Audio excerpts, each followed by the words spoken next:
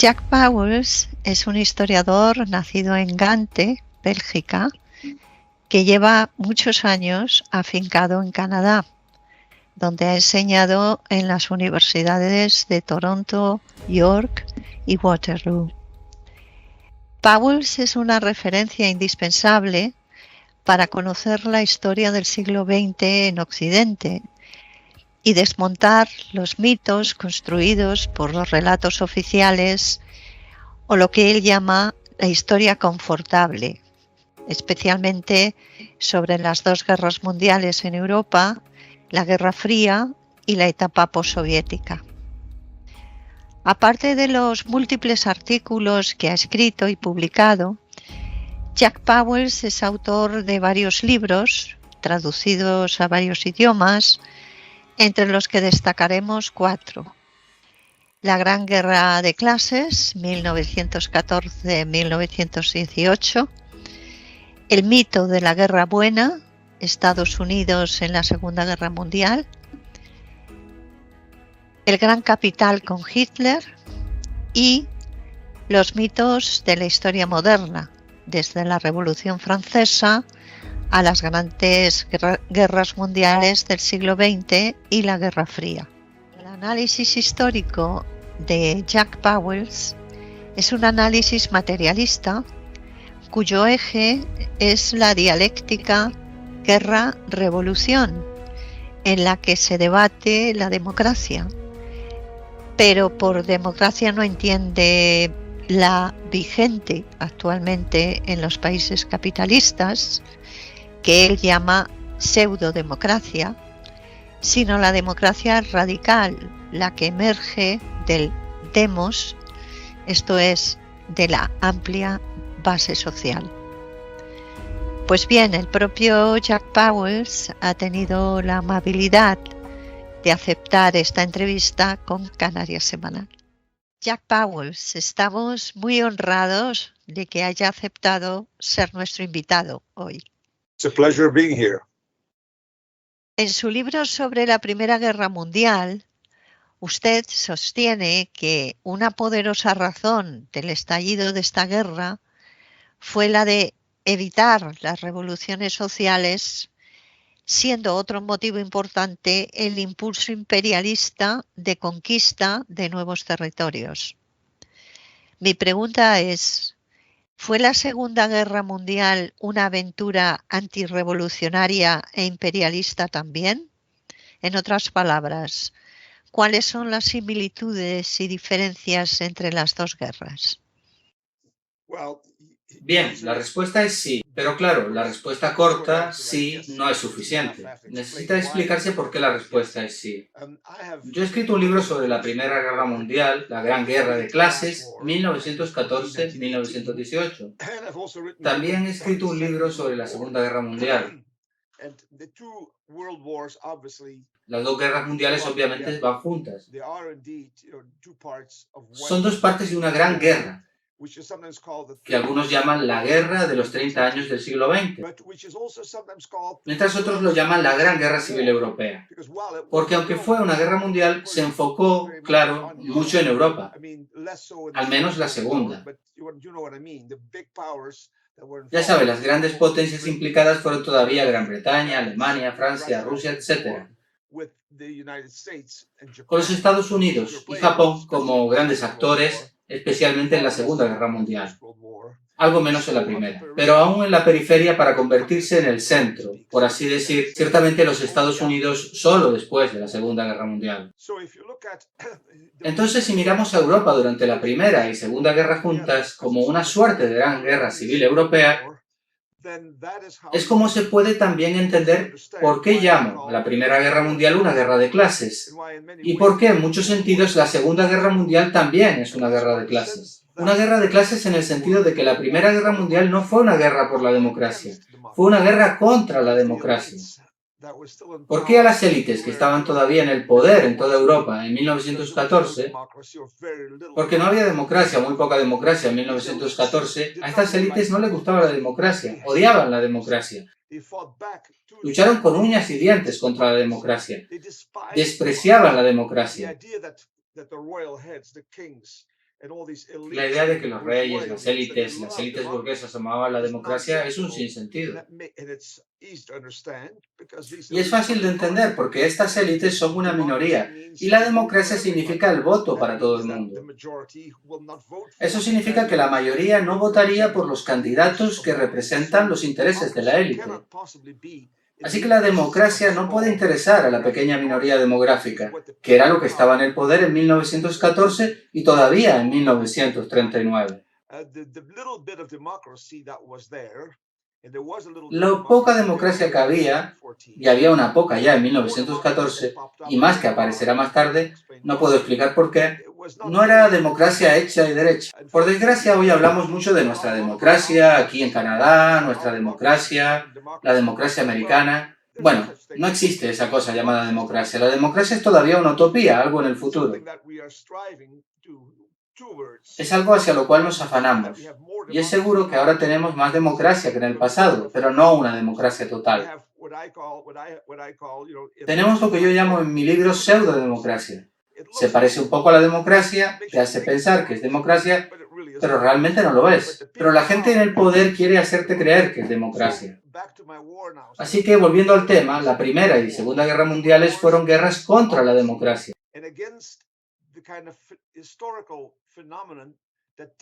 Y contra la clase de fenómeno histórico que tiende a traer más democracia. O sea, no perfecta, pero un paso más hacia más democracia. Y ese fenómeno es la revolución. Porque hablando históricamente, en los tiempos modernos, desde la Revolución Francesa, la democracia ha avanzado, la causa de la democracia ha avanzado, hicimos progresos hacia la democracia. El proceso de democratización ha sido impulsado a través de la revolución.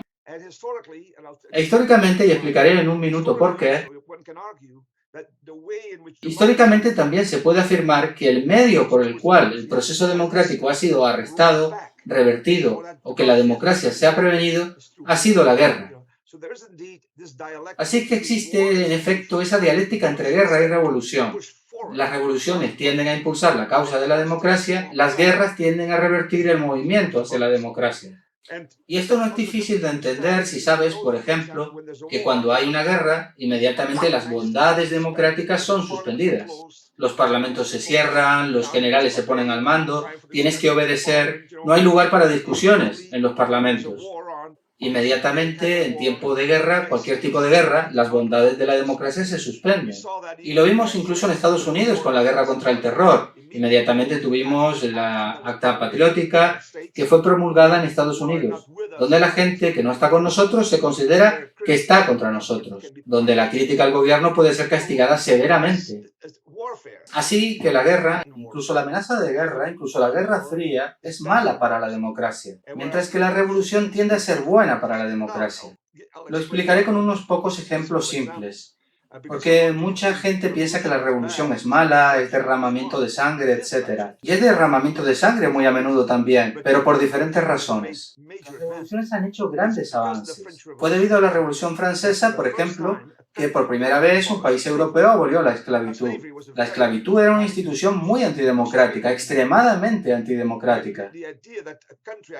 Y la idea de que un país aboliera la esclavitud es un avance magnífico, estupendo hacia la democracia. Y esto se hizo por primera vez no en Estados Unidos, allí ni soñaban con ello, ellos querían la esclavitud. La esclavitud solo fue abolida en Estados Unidos en 1863, sino en Francia en 1794. Durante la Revolución Francesa, durante la fase más radical de la Revolución Francesa.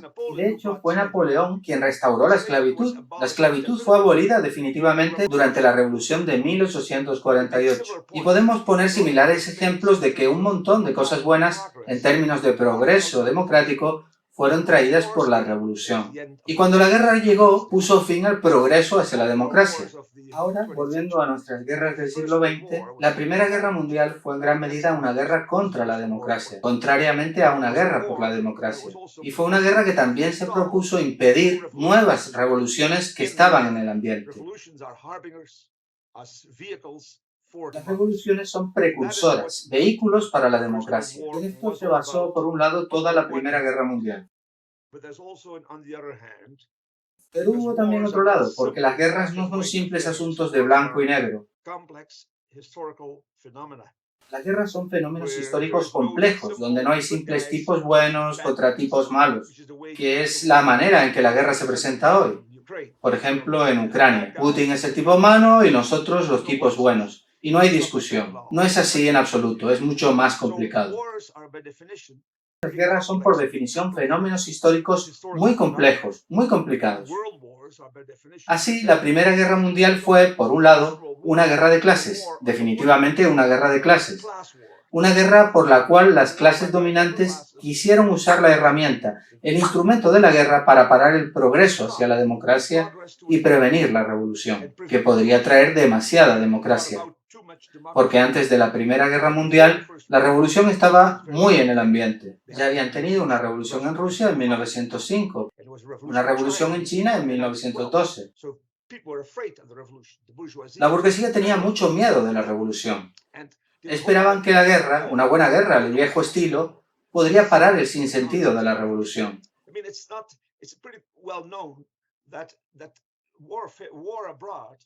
Es algo bien sabido que una guerra en el exterior puede a menudo servir para difuminar la guerra interior, para resolver problemas internos. La guerra puede ser muy útil, ¿sabe lo que quiero decir? Si un país ha experimentado toda clase de problemas sociales, entonces alguien dice, oh, el enemigo está ahí fuera. Eso puede borrar los problemas internos. Así que la Primera Guerra Mundial fue una guerra contra la democracia, una guerra para prevenir la revolución. Y es una de las ironías de la historia que en vez de ello, en realidad trajo la gran revolución. Eso es otra historia. Pero fue también una guerra imperialista, fue también una guerra por territorios, donde había importantes materias primas que obtener, como petróleo, caucho, cobre, mucho más tarde uranio, etc. Y la posesión de estos territorios era muy importante. Así, la Primera Guerra Mundial, de algún modo, para intentar deconstruir su complejidad, fue por una parte una guerra social, guerra contra la democracia, guerra contra la revolución. Por otra parte fue también una guerra económica, también una guerra imperialista, una guerra en la que los grandes actores de los círculos de poder imperialistas competían unos con otros. Se puede decir que por la supremacía, por el acceso a los territorios, por el control de los territorios que eran importantes, estratégicamente importantes por las materias primas, como eran en aquellos tiempos, en la Primera Guerra Mundial, el petróleo, que se estaba convirtiendo en algo muy importante, y el caucho, porque se había inventado el automóvil, y los barcos usaban petróleo para navegar por el mundo. Así que el petróleo era muy importante. Este fue un gran asunto.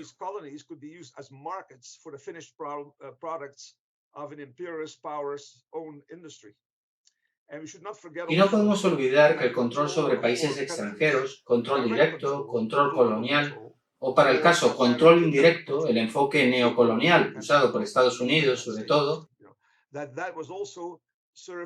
también servía para tener acceso a mano de obra barata, y esto es algo que debemos entender.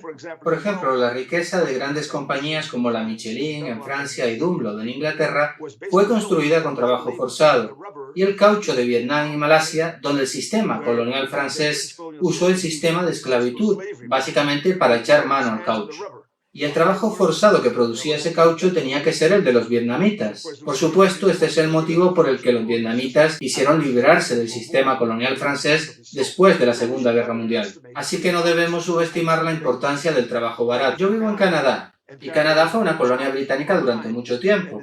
Y en Canadá se construyeron vías férreas, y se supone que debemos estar orgullosos de ello. Fue una vía transcontinental la que se construyó. Lo que tendemos a olvidar es que lo hizo una especie de trabajo esclavo. Ya no lo llamamos esclavo porque la esclavitud por entonces se había abolido, pero se llamaba trabajo coolie, por el cual los británicos importaban trabajadores de China y la India para trabajar por muy poco dinero, y era un trabajo muy sucio y peligroso, y muchos murieron.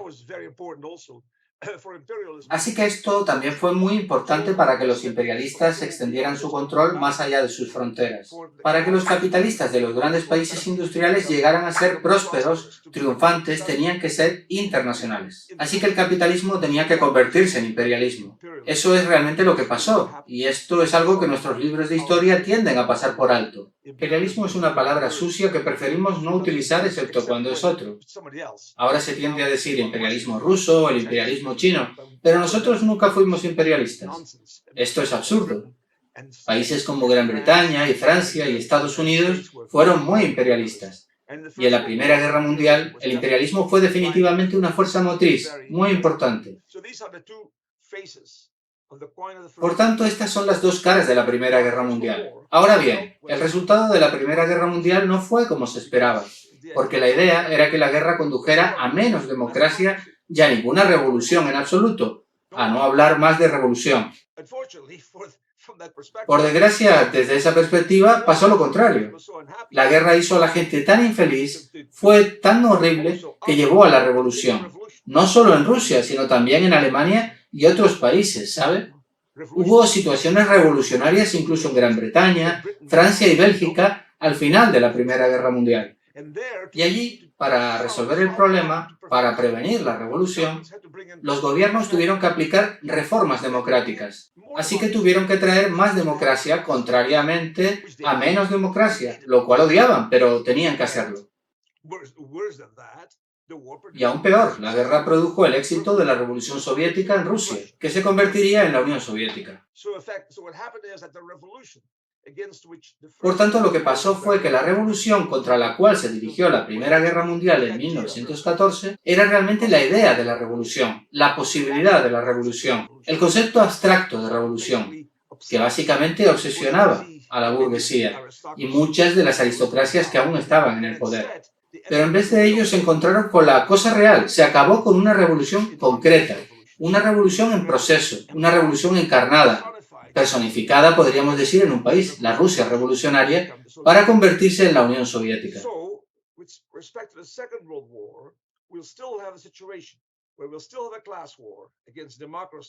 Así, en la Segunda Guerra Mundial todavía tenemos una situación de guerra de clases contra la democracia, contra la revolución.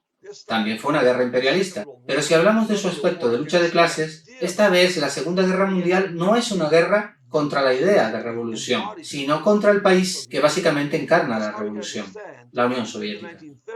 Hay que entender que en la década de 1930, cuando Hitler era el más fanático antisoviético, el político más contrarrevolucionario de Europa, cuando proclamó en su libro Mein Kampf que quería destruir la Unión Soviética, fue cuando en Londres, París, Washington, Bruselas, los políticos dijeron: eso es estupendo, estupendo, tenemos que apoyar a ese tipo. Y esto explica la política de apaciguamiento, como se llama, cuando los políticos en Londres y París hicieron concesiones a Hitler, ¿sabe? Pero esto no podían decírselo al público, pretendían que era para mantener la paz. Pero ellos no querían la paz, querían que Hitler hiciera la guerra a la Unión Soviética, al otro lado de Europa. Esto tenía también la ventaja, como ellos lo veían, de que la maquinaria bélica alemana marcharía hacia el este, no hacia el oeste. Así en Francia, Gran Bretaña y Bélgica dijeron: eso está muy bien, mandamos a las tropas alemanas, al ejército alemán hacia el este, para destruir la Unión Soviética. Y al mismo tiempo no nos molestará a nosotros. Este es un modo por el cual la Segunda Guerra Mundial fue también una guerra contra la democracia, una guerra contra la revolución. Pero la Segunda Guerra Mundial fue también, como la Primera Guerra Mundial, una guerra de imperialismos. Permítame ser más específico. Imperialismo es el deseo de poner tus manos en territorios donde hay recursos importantes, trabajo barato, donde puedes vender tus productos, puedes invertir tus plusvalías con beneficio, todo eso. Esto es muy importante.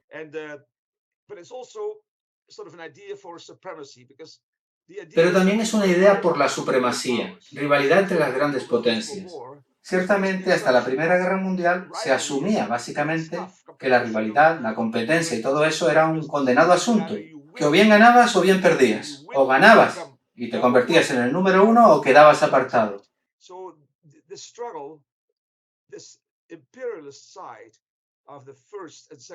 Por tanto, la lucha, el lado imperialista de la Primera y Segunda Guerras Mundiales, fue no solo una lucha por el control de territorios, que ciertamente lo fue para todos, sino también una lucha por la primacía dentro del selecto club de las potencias imperialistas. ¿Quién iba a ser el número uno? Y en la Primera Guerra Mundial, antes de la Primera Guerra Mundial, esto no estaba decidido. Gran Bretaña siempre había sido número uno, Alemania era un fuerte desafío y Francia seguía ahí. Estados Unidos se fortalecía, Japón se fortalecía. ¿Y quién iba a ser número uno? Bien, la Primera Guerra Mundial acabó eliminando a Alemania, pero no completamente. Y Francia y Gran Bretaña ganaron, pero acabaron agotadas. Por tanto, básicamente la Primera Guerra Mundial no trajo la solución al problema. Y después Estados Unidos se hizo más fuerte y Japón asomaba. Era todo el grupo, todo el puñado de candidatos por la supremacía dentro del campo imperialista. Pero no debemos olvidar que la Alemania nazi, bajo Hitler, era todavía un país capitalista, todavía un país imperialista. De hecho, se puede decir que bajo Hitler Alemania era supercapitalista y superimperialista, y con muchas ganas de destruir la Unión Soviética y poner sus manos en la Unión Soviética. Porque para Alemania, los dos objetivos en juego aquí, acabar con la revolución encarnada en Rusia y al mismo tiempo ganar territorios con toda clase de recursos, eran dos cosas que se lograban con la conquista de la Unión Soviética. Así, cuando Hitler entró en Rusia en 1941, no es que él lo quisiera y los industriales alemanes dijeran: «Oh, Dios mío, nos hemos metido en una guerra». No, ellos lo querían.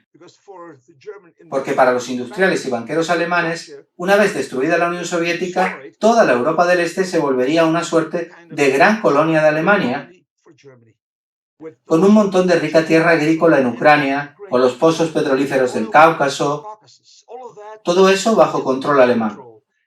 Y esto habría sido para Alemania lo que la India había sido para Gran Bretaña. Una gran colonia que puede saquear todo lo que quieras y hacerte rico haciéndolos pobres a ellos.